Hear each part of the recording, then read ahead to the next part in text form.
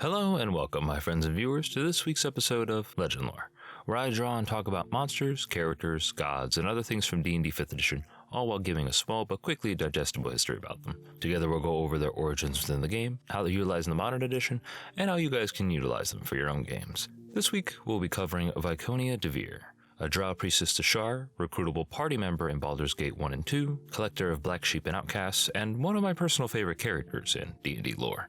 To start with a bit of history, Viconia, like most noteworthy drow in the Forgotten Realms, once lived in the great underdark city of Menzoberranzan, and that's an actual pronunciation from the audiobook for anybody who's going to come at me, with her living as a member of the once esteemed House DeVir. Originally a devout priestess of Loth, Viconia served the customs of Menzoberranzan faithfully, until one day she was asked to ritualistically end the life of an infant in the name of the Spider Queen. She refused, and was thus sent to be executed in Loth's name by her own mother, but was saved and sent on the run by her wizard brother, Valus. He was turned into a dryder for his trouble, and the exiled Viconia was forced to brave the Underdark without her clerical powers, managing to make it to the surface and find a new object of worship along the way, that being the Lady of Loss herself, Shar. The harshness of Viconia's journey didn't end there, suffering other hardships that included almost being used as a pleasure slave for a gluttonous caravan lord, almost being burned alive, surviving the demonic assassins of Loth that was sent after her, and being buried alive. Yet, despite all this, she was able to develop and cultivate a small cadre of Shar worshippers. And, like Loth, Shar was a goddess who valued strength, duplicity, cunning, and loyalty, but wasn't exactly complacent with keeping her worship restricted to any region or race, like Loth had done for the drow of the Underdark. Still, even while armed with Shar's divine power, Viconia's voyage through the surface world was incredibly difficult, but she still managed to slip her bonds, outwit her enemies, and survive every trial that she faced, all while collecting more and more outcasts and exiles from which to build her cult, eventually becoming the last living member of House DeVir after its destruction within the Underdark. All this should exemplify the fact that Viconia is extremely determined, albeit slow to trust and naturally cruel and cynical. With such a harsh life behind her, it did naturally make her uncharitable and suspicious by default.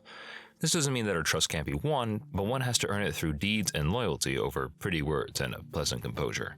Due to the mutual disdain drow and non-drow elves had for each other, she was particularly wary of elves whenever she encountered them on her travels. And despite her last moments within the Underdark and the subsequent attempts on her life by Loth and her worshippers, Viconia often fondly remembers her home and had moments where she wished that she could return, but she knew she never could do that while she was still alive. In terms of Viconia's various relationships, as previously said, she was a devoted priestess of the goddess Shar, but the nature of their relationship isn't exactly specified. Shar is not exactly portrayed as a caring individual beyond giving power to those who serve her, but Viconia's losing of her way and being taken in by the goddess could paint the way for a strong devotion. Viconia's worship of Shar and carrying out of her will often puts her at odds with good and lawful organizations such as the Harpers, Lord's Alliance, the Flaming Fist Mercenary Company, and other clergy such as those of Mistra and Saloon. Loth, as it stands, sees her as a traitor and a loose end, as Viconia can still have secrets and knowledge of the Underdark that could be devastating if spoiled to the wrong group. Yet still, Viconia's nostalgia for the Underdark may itself prevent that from happening. Viconia's relationship with her family, mostly consisting of her mother and brother, is tumultuous at best. She may want to return to Menzoberranzan to try and free her brother if he's still alive, but depending on the timeline that your game is played, House DeVir may already be completely destroyed. Beyond that, other allies and potential NPCs that she keeps include a pair of driders named Cackle and Backle, a deep spider familiar that she saved from being devoured by its own mother, another heretical move made against Loth, and an Asherai steed that she often rides into battle, having saved it from a band of dwarf hunters. She has also been known to be allied with the cults of elemental evil at certain times of her adventuring career. I should also hope to see her as an NPC in the full release of Baldur's Gate 3 for Shadowheart to meet, but I'm not going to hold my breath. Now, when it comes to running Viconia at the table, I portray her as immensely street-smart, sensible, and cunning, aware of how to use her natural allure and beauty to her own ends, but never vapid enough to rely on it solely as her only commodity. She will always be looking for ways to manipulate, seduce, trick, or break others to get what she wants and accomplish her goals, and will always be expecting some form of betrayal, trap, or other dangers, while also preparing at least 5 different ways to escape or foil it. Her circle of trusted individuals can be counted on one hand, and while she often takes in exiles and outcasts in the name of her goddess, she does not expect that loyalty to remain forever. Being her mother's daughter didn't save her from being placed on the chopping block, so she's never keen to make the mistake of relying on blood ties or debt to maintain loyalty ever again. My inspirations for role-playing this character include Faye Valentine from Cowboy Bebop, Miranda Lawson from Mass Effect 2 and 3, and the most recent incarnations of DC Comics' Poison Ivy.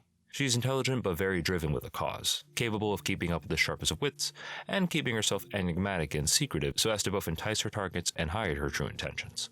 With this in mind, should players ever have a chance to meet Viconia, there are a couple of approaches that you can take. For a more sympathetic approach, you can have the party discover her trying to skulk away with a safe spiderling, or free a stuck Underdark animal from a trap. You could also have her serve as a higher-up for a party's cleric should they serve Shar, able to serve and receive quests in the form of orders.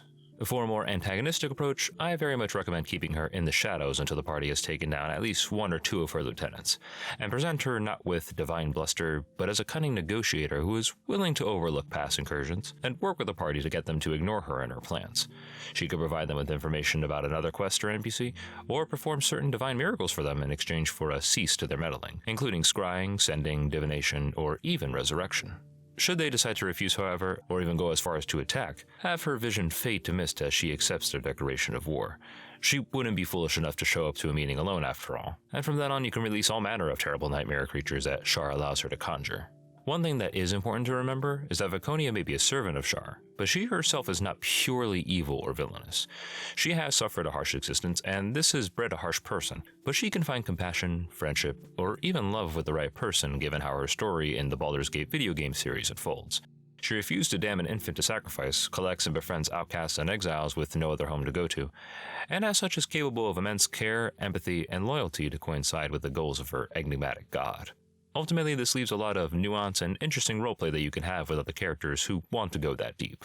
In terms of quests regarding Viconia, if you want to have Viconia as a quest giver, some missions that she can give the party can include stealing or destroying magical items aligned with Mistra or Saloon, finding powerful items aligned with Shar or recruiting new followers to her, or to find and assassinate Loth agents sent after her in exchange for a favor. She could even send them back down to the Underdark to save her brother Valis from the wrath of the drow, which in itself can be an entire adventure.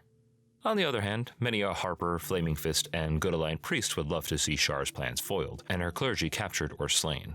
If your party is indeed sent after Viconia and her cult, you as a dungeon master are free to deploy all manner of creatures against them. My personal favorites include things like Dragoloths, Asherai, spider-like monsters like Ettercaps, Striders, Choldriths, Fey Spiders, and Chitines, Fey such as Meanlocks or Darklings, all manner of fiends and dark-flavored celestials, and undead such as Shadows, Wraiths, or even Drow Death Knights. Speaking of summoning monsters, let's go over Viconia in combat, using her stat block from Minsc Journal of Villainy as an example. Viconia is a spellcaster through and through, a cleric who likes to keep to the classic shtick of casting buffs and debuffs and controlling the battlefield. She is never to be encountered alone, always surrounded by loyal guards and monsters who she can empower to destroy her enemies. Her base stat block is alright, able to attack and cast a spell as a part of the same multi-attack action, but is unfortunately plagued with a lack of distinct actions and a severely low amount of HP for something her challenge rating. A couple of changes that I like to make to her while running in combat is to give her the entire slew of the Twilight Domain subclass of Cleric, which allows her to make better use of her innate Living Shadow ability, which grants her resistance to all damage while in darkness or dim light, save for force, psychic, or radiant damage. Twilight Cleric is the perfect cleric for a Shar Worshipper in my opinion, and is arguably one of the strongest domains in the entire game, so it makes sense for her to have both mechanically and flavor-wise. If someone does enter into melee with her, absolutely make use of her spell and attack combo, but don't forget her bonus action spells such as Spiritual Weapon or Sanctuary, especially if she's at range or in a tight spot. While the enemy is closing the distance, use Blade Barrier or Wall of Fire to corner enemies or split the party, while using Divine Word and Holy Aura to bring the pain and make stragglers easier for her underlings to hit. These are all of her spells and their corresponding bonuses, so be sure to make use of all that you have when she's eventually forced to face the party head-on. Upon her defeat and capture, magic items that she's listed as having include the Belt of Fire, Dry, and Strength, a Cloak of Protection, and a +3 mace, full plate, and a shield. If those specific magic items bore you, or if you're looking for rewards that she can give the party for a mission accomplished, here are a couple of magic item suggestions and the books that they could be found in. Items that are particularly evocative of darkness, shadow, deception, twilight, and even items aligned with spiders and Loth all fit very excellently. And, for our homebrew magic item this evening, we have the Handmaiden's Mace, which is not the same item as the one that she has in Baldur's Gate 1 and 2. This is my own version. This is a +3 mace that requires attunement and deals an additional 1d6 psychic damage and 1d6 necrotic damage on a successful hit. Additionally, upon attunement, the target gains access to the Devil Sight Eldritch Invocation and the Shadow Touch feat, and is capable of casting the spell Darkness once per day, focused on the mace itself. And lastly, once per short rest, as a reaction to being hit by a melee attack, the wielder of this mace can switch places with one allied creature that it can see within 30 feet of it, causing that creature to become the target of the attack instead of you. This item is particularly good for maneuverability and allowing your tanks to soak up more damage while not risking being in the wrong place to take said damage. The Devil's Sight fits in with being able to see in the dark and the worship of Shar, as does the Shadow Touch feat, and in the hands of a Twilight Cleric, the casting of darkness on the mace itself could be a particularly powerful cast. I've included the item stat block in the description below, and with that, that's Viconia DeVir, everybody. I want to thank all of you guys for watching, and if you guys enjoyed this video, please like, share, comment, and subscribe, and press the little bell icon to be notified of when future videos come out. If you guys want to vote on the subject of future videos, you can also find the polls for that linked in the description. And also, Dungeon Masters players, let me know how you guys have used Viconia DeVir in your games. Have you guys encountered or roleplayed or interacted with her in both the Baldur's Gate games and at the table? And also let me know what you guys would like to see in upcoming videos. But until then, I'll see you guys next time.